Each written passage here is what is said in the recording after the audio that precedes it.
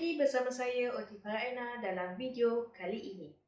Hari ini kita akan berbincang berkenaan dengan diabetic mellitus (DM) atau dengan nama lain adalah kecil manis. Let's go.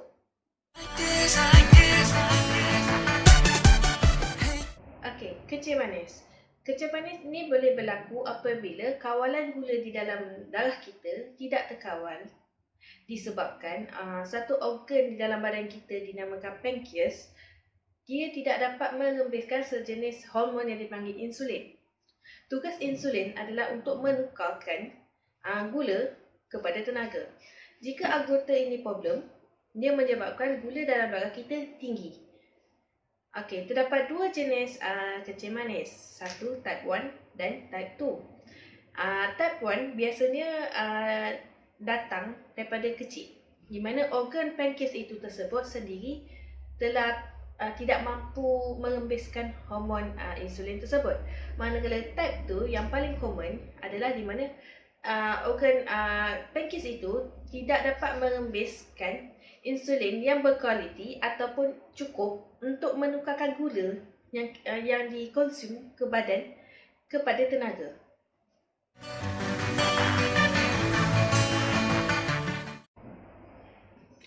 Okey, untuk kencing manis, paling kita risaukan adalah pada anggota kaki mereka. Okey, kebiasaannya masalah kaki pada pesakit kencing manis ini berpunca pada 4. Yang pertama adalah masalah saraf yang kita panggil peripheral neuropathy. Yang kedua adalah kudis tekanan, pressure ulcer. Di mana masalah saraf dengan kudis tekanan ni dia berkait rapatlah. Yang ketiga adalah jangkitan kuman, infection. Atau last sekali adalah masalah salur darah sempit ataupun tersumbat.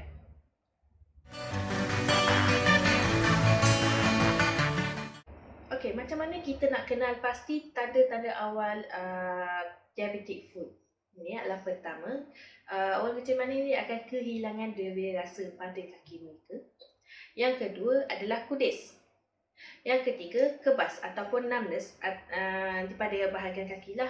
Dan juga dia boleh datang sekali dengan lemah otot. Maksudnya kaki dia macam lemah sedikit. And then seterusnya ada perubahan warna pada kaki itu tersendiri. Kalau kita tengok kaki orang kecil manis, dia kadang-kadang lebih gelap daripada kulit yang lain. Yang terakhir adalah kehilangan bulu-bulu roma di kawasan kaki.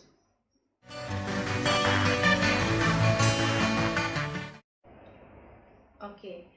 Orang kecil manis, kaki mereka adalah anggota yang paling kita risaulah. So, bila berlakunya simptom seperti peripheral neuropathy, iaitu masalah saraf lah, berlaku menyebabkan kaki mereka kebas. Bila kebas, kita ni makin kita berusia, makin kita neglect kaki kita sebenarnya. Kita tak perasan sebab kaki kita adalah anggota paling hujung sekali dalam anggota badan kita lah. Itu satulah. Yang kedua, bila kebas lagi kita tak ambil tahulah orang kata terhadap kaki kita. So, orang kecil manis ni dia memang kaki dia kebas. Bila kebas, mereka tidak perasan kalau ada luka di kaki. Bila tak ada perasan luka di kaki, jadi luka tu lambat dirawati. Orang kecil manis memang luka dia lambat baik, tu memang kita tahulah. Tetapi kalau kita lambat membuat rawatan terhadap kelukaan di situ, dia menyebabkan boleh berlakunya jangkitan kuman.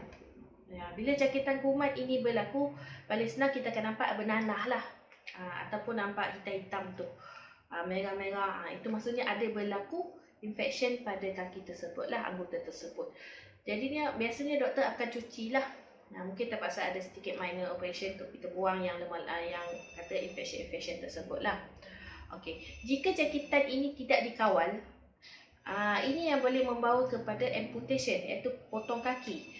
Sama ada BKA atau AKA. BKA adalah below knee amputation, manakala AKA above knee amputation. Bila berlaku ini yang kita cuba elakkan untuk orang kecil manis. Kalau tangan kita sebelah tak ada, kita boleh adapt yang kita boleh menggunakan tangan sebelah lagi. Namun jika kaki sebelah kita kena potong, kita nak berjalan akan jadi masalah. Okey. Jadi bila berlakunya ini yang menyebabkan kita risau kalau orang kehilangan daya rasa. Tusukan paku kadang kita tak perasan, objek di dalam kasut itu kadang-kadang mereka tidak perasan. Seperti contohlah katak. Memang ada kes setimer mereka tak perasan pijak katak dalam kasut. Ada juga terpijak paku. Ada juga terpijak batu-batu. Dia boleh datangkan kecederaan lah.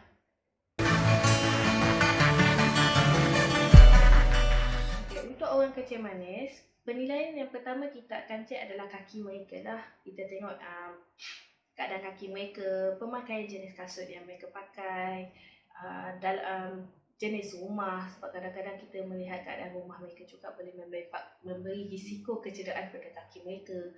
Kita juga kalau dari segi rasa, kita akan test, kita menggunakan ujian monofilament lah, sejenis satu alat penilaian yang kita cek pada kaki mereka, yang kita akan tengok tahap degree rasa di bahagian kaki mereka lah. Kita juga akan cek dari segi aktiviti harian mereka, dari segi risiko apa-apa risiko yang boleh mendatangkan kecederaan kepada kaki mereka lah.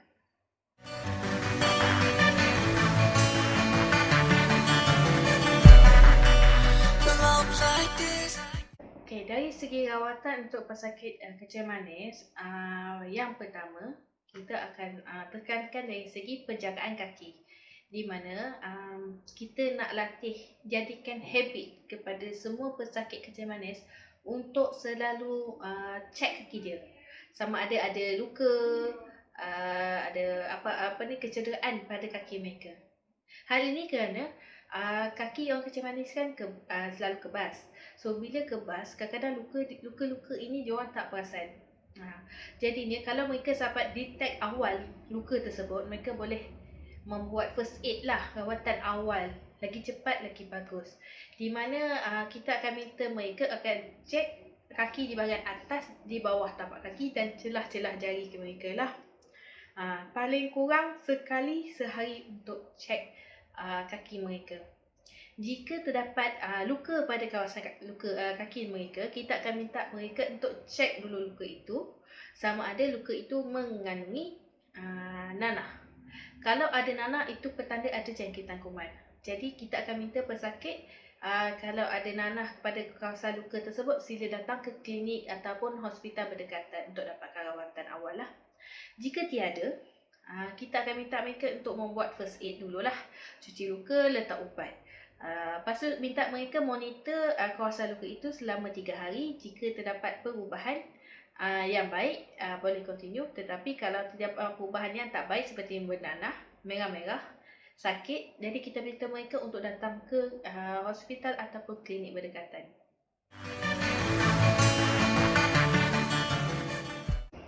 Yang kedua adalah dari segi pemotongan kuku kaki, di mana kita akan mendidik dan mengajar pesakit kecil manis untuk memotong kuku mereka secara melintang, dan yang kiri dan kanan bahagian kuku kita minta mereka untuk kikis.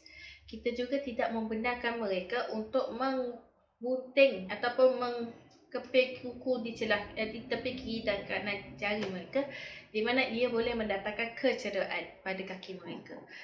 Begitu juga kita tak benarkan pesakit kita untuk mengkopel isi kaki mereka di celah kuku. Itulah kadang-kadang kita ada kulit tebal di situ, mereka suka kepel.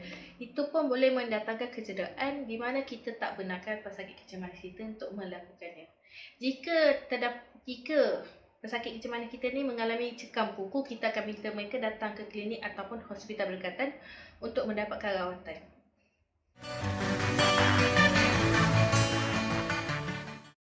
Dari segi pemilihan kasut, untuk orang kecil manis, kita akan minta mereka untuk kita menggalakkan mereka untuk membeli kasut kecil manis. Namun, jika pesakit tidak mampu untuk membeli kasut kecil manis, kita memberi alternatif kepada pesakit kita untuk membeli kasut yang hampiri yang ada ciri-ciri kasut kecil manis. Yang pertama adalah bahagian tumit mereka dan hujung jari kita bertutup. Maksudnya kasut tu bertutup sepenuhnya, dan juga alas kaki kasut tersebut tidak keras, lembut, tiada jahitan di bahagian dalamnya, dan tapak kasut mereka diperbuat daripada getah dan ada bunga supaya mengurangkan risiko tergelincir. Kalau boleh kita akan minta mereka memakai kasut yang mempunyai tali kasut, di mana kadang-kadang kaki-kaki orang kecil manis kadang bengkak, jadi boleh adjustable lah.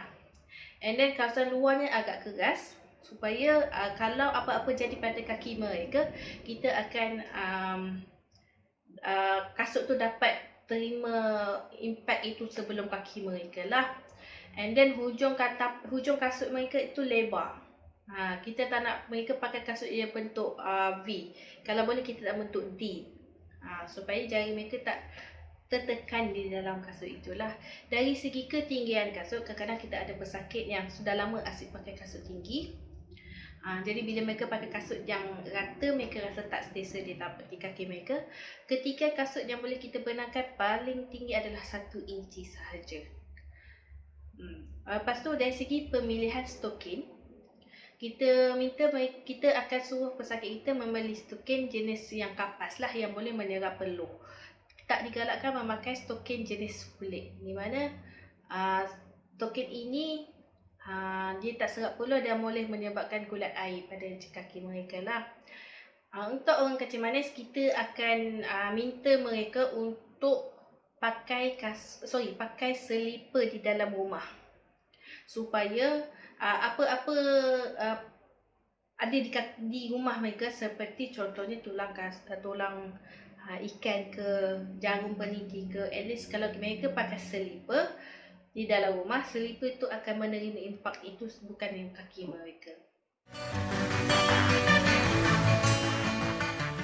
Untuk dalam keadaan sekeliling di rumah, kita akan minta pesakit memastikan kawasan-kawasan yang ada risiko untuk jatuh, seperti di dapur ataupun bilik air, untuk mereka lebih conscious, lebih berhati-hati. Jadi kita akan minta pesakit di kawasan tersebut minta jaga lebih sikit lah, supaya mereka tak jatuh lah. Risiko jatuh boleh berlaku. Bila jatuh, pesakit boleh cedera lah. Okey, dari segi macam susun atur perumahan, susun atur dalam ruang tamu atau kawasan perumahan itu juga kena selamat untuk pesakit-pesakit, supaya mereka tidak tersadung ataupun terlanggar bucu-bucu meja. Kalau ada tangga di rumah, kita minta pesakit untuk memasang pemegang yang kukuh, supaya risiko kecederaan itu dapat dikurangkan.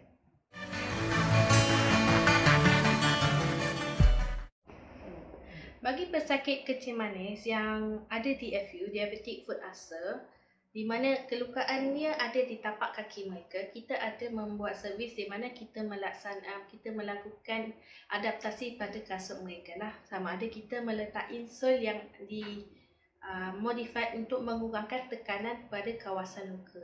Jadi kaki kita berjalankan, jadi kita akan bagi satu alas tapak kasut yang mana mereka boleh kita akan buat lubang di kawasan itu, dan supaya tekanan tidak memberi direct force kepada kawasan luka dan membantu healing proses kawasan luka tersebut.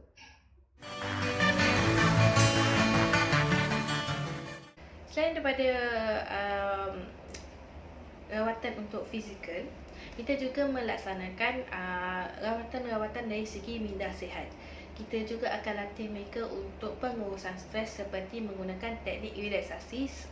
Antaranya contoh adalah, yang pertama adalah deep breathing, imaginary terapi, juga aromaterapi, music terapi dan seterusnya, untuk mengawal dan mengurus tekanan ataupun stres.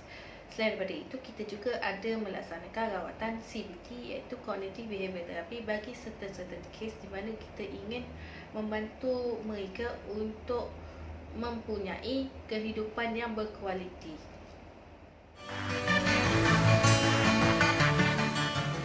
Okey, sampai di sini saja video kita kali ini berkenaan apa yang OT lakukan kepada pesakit kecil manis.